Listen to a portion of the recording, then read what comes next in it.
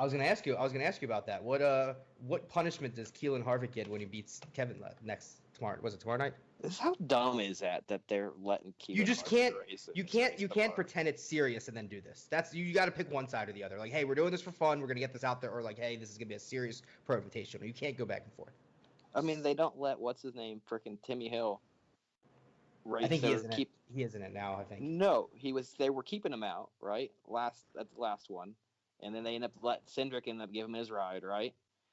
And it's like he had a real sponsor for it. I mean, he was a real car, and they weren't gonna let him in. They're gonna let fucking 8-year-old race. Let's have and he was going to run top 5 the whole race.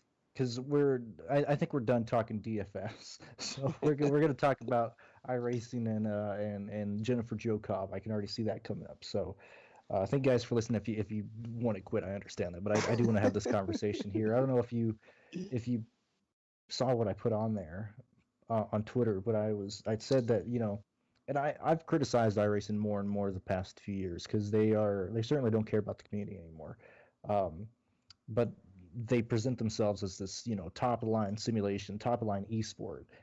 Meanwhile, you know, the Pro Invitational will showcase how realistic this is. The best of the best drivers. Also, 8-year-old Keelan Harvick is going to race. Yeah, and what if he wins?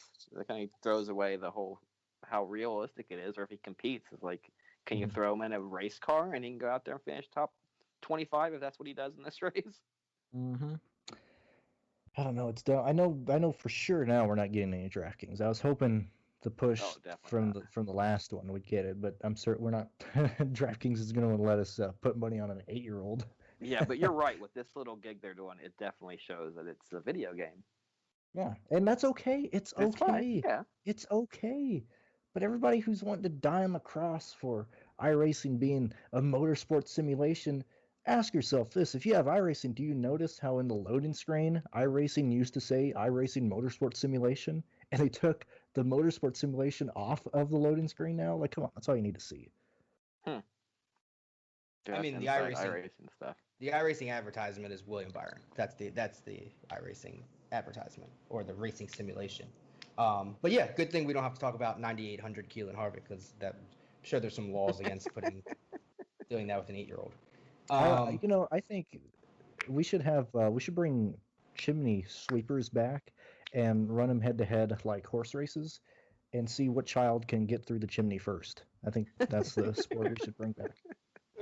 I like it. Sign me up. Like, can we make DraftKings for that? Yeah, there you go. I'd love that.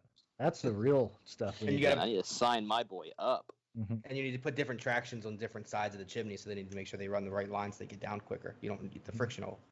Or, I mean, you know, do it like the old school. Either make the chimney get too small at the end so they get stuck, and then just light a fire under them to see how quick they can get out.